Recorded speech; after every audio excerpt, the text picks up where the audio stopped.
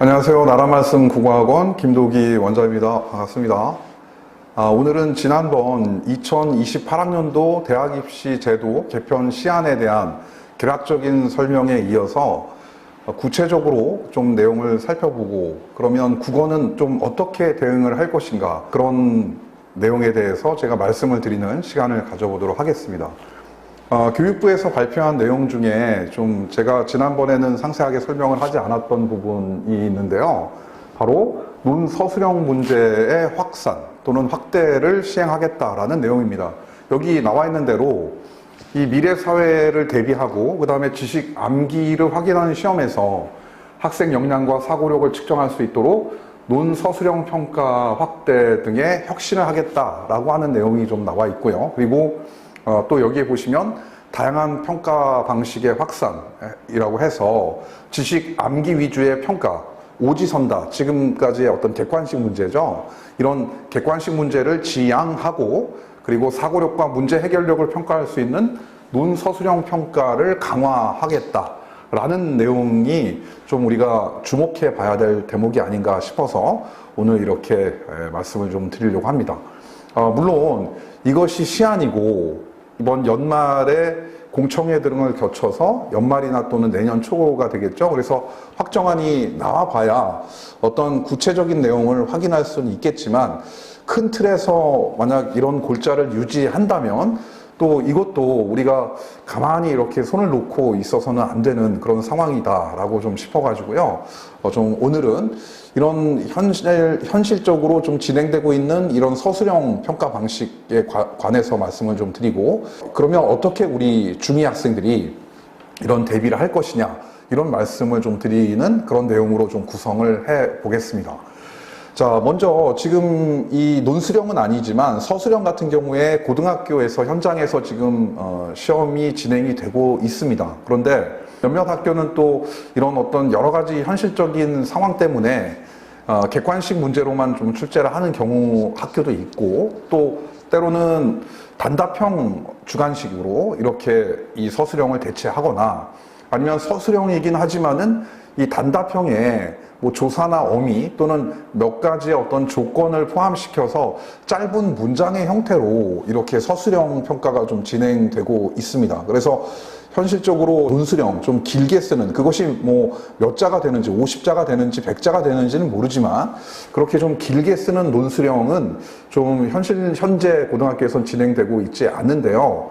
그렇기 때문에 교육부에서 22학년도 교과과정 개편을 통해서 낀 것이 나와봐야 이것이 어떤 형태가 되겠구나라는 걸 좀 구체적으로 짐작을 할 수 있는데요. 그런데 문제는 뭐냐면, 그런 어떤 형태가 만약에 국어뿐만이 아니라 전 교과에서 진행이 된다면 학생들이 가장 힘들게 여길 수 있는 부분이 바로 글쓰기가 될 것이다 라고 저는 좀 예상을 하고 있습니다. 그러면 이제 이 글쓰기 같은 경우에는 요즘 학생들도 뭐 여러분들도 아시지만 이렇게 잘 글을 쓰는 친구들도 있고, 또 하지만 일반적으로 SNS라든가 카톡 같은 경우를 통해 가지고 짧은 문자만에 좀 많이 익숙해져 있지 않습니까? 그래서 이렇게 긴 글을 쓰는 것이 좀 익숙하지 않기 때문에 중2 부모님들이나 중2 학생들도 난감해하는 어떤 부분이 좀 있을 것 같습니다. 그래서 제가 제 나름대로 좀 고민을 한 내용을 그 해결책으로 제시를 해 드릴까 합니다. 한 3가지 정도. 첫 번째를 말씀드리기 전에 우선 여기 화면에 나와 있는 이 인물화와 관련된 말씀을 좀 드릴 텐데요. 이분은 이 송나라 시대의 구양수라고 하는 분입니다. 당송 8대가라고 해서 당나라 송나라 시대에 8명의 글을 잘 쓰는 문인이 있었는데 그 중에 한 분이거든요. 이분께서 학문하는 어떤 바른 자세 3가지에 대해서 말씀을 하셨는데, 그것이 바로 다독, 다작, 다상량이고요. 그것을 우리가 삼다라고 합니다. 이 삼다는 우리 현대 한국 사회에서도 글을 좀 쓰셨고, 또 앞으로 글을 쓰려고 하는 그런 분들은 좀 상식처럼 알고 계시는 내용인데요.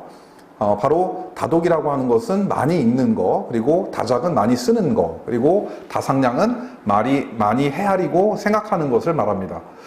이것이 학문하는 바른 자세이기도 하지만 또 글을 잘 쓰는 방법이기도 하거든요. 그래서 이 방법이 첫 번째 제가 여러분들에게 말씀드리고자 하는 방안입니다. 물론 이것을 그럼 구체적으로 어떻게 실천할 것이냐, 바로 그것이 독서 기록을 자기 스스로 남기는 것이다, 이런 말씀을 좀 드리고 싶습니다. 지금 현재에서는 수시 종합전형에서는 이 독서 이력이 반영되고 있지 않죠. 그래서 많은 학생들이 책을 좀 많이 안 읽고 있습니다.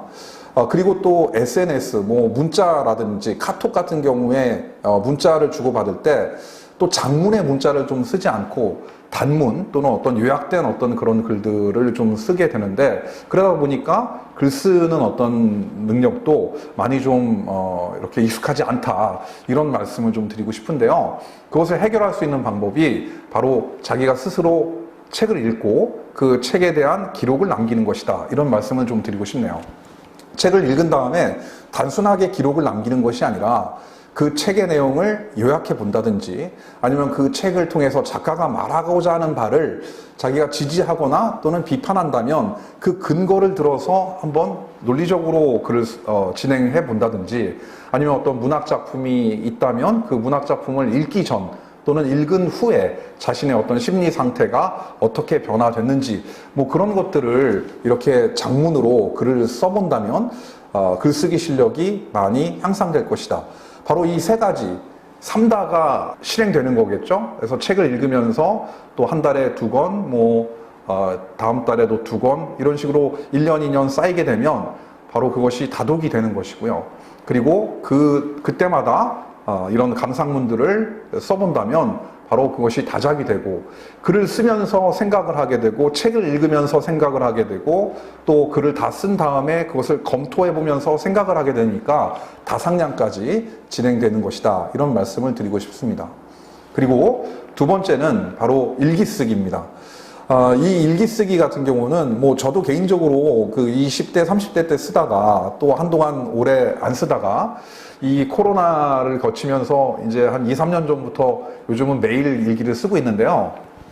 저는 좀 아침에 좀 일기를 쓰는 편입니다. 그런데 이 일기를 쓰게 되면 바로 다독은 아니지만 바로 다작과 다상량이 가능하다, 이런 말씀을 또 드리고 싶습니다. 그러니까 하루를 되돌아보면서 내가 하루에 있었던 어떤 일들이나 또 그런 어떤 일들을 겪으면서 느꼈던 어떤 생각들, 이런 생각을 하게 된다는 것이 바로 다상량에 해당이 되는 거겠죠. 그리고 자기가 생각한 내용을 글로, 문장으로 이렇게 표현해 본다는 것, 그것이 바로 다작이 되겠죠. 그리고 그런 문장을 다 표현해 본 다음에 끝나는 것이 아니라 내가 이렇게 생각한 것이 올바르게 이렇게 문장으로 표현됐는지, 또 이 문장이 비문은 아닌지, 또 그 다음에 적절한 어휘를 사용하고 있는지, 나의 어휘력이 부족하지 않은지, 이런 것들을 점검해 볼 수 있기 때문에 이 일기 쓰기는 상당히 효과적인 글쓰기 방법이다, 글을 잘 쓸 수 있는 방법이다, 라는 말씀을 좀 드리고 싶습니다. 사람이 글을 쓸 때 사실 좀 시작이 어렵거든요. 그래서 어떻게 시작을 할지, 첫 문장을 어떻게 나갈지, 이게 상당히 고민이 되고 주저주저 하게 되는데, 한번 또 글을 쓰기 시작하면 또 이게 자연스럽게 또 잘 쓰게 되고요. 또 평상시에 그런 훈련이 되어 있다면 글 쓰는 것이 두렵지 않습니다. 그래서 그런 두 번째 방법을 좀 말씀을 드리고요. 마지막 세 번째는, 그럼 이런 책 읽기를 통한 독서 감상문이나 일기 쓰기가 좀 힘들다라고 한다면, 그러면 이제 어떤 방법이 있을까? 바로 현실 속에서 찾을 수 있습니다. 바로 여러분들의 교과서에 있죠. 물론 이 여러분들의 그 교육과정이 2022년 교육과정이 진행되면서 여러분들이 고1에 진학하기 전 겨울방학쯤이면 출판사에서 새로운 개정 교과서가 이렇게 제공이 될 겁니다. 그러면 또 많은 시중에는 참고서라든지 이런 논서술형과 관련된 문제집이라든지 자습서들이 많이 이 시중에 나오게 될 텐데요. 물론 그때 나왔을 때 해도 되겠지만 지금부터라도 좀 하려고 한다면, 여러분들 교과서에 보면 소단원이 끝날 때마다 뒤에 뭐 창의 활동이라든지 뭐 융합 활동이라든지 학습 활동이 있거든요. 그래서 그 학습 활동이나 창의 활동, 융합 활동에 글을 직접 쓸 수 있는 어떤 부분들이 있어요. 그래서 그 부분을 학교에서 선생님들이 수행평가를 진행하면서 글을 쓰게도 하지만 여러분들이 그때그때 소단원이 끝날 때마다 학교에서 수업이 어떤 단원이 끝날 때마다 그 뒤에 있는 창의, 융합, 학습 활동에 있는 내용에 글 쓰는 어떤 부분에서 자기가 직접 글을 써보고 그리고 그것을 친구들과 서로 비교해 보면서 이야기를 나누는 것도 바로 글 쓰는 어떤 실력을 향상시킬 수 있다. 이런 말씀을 드리고 싶습니다.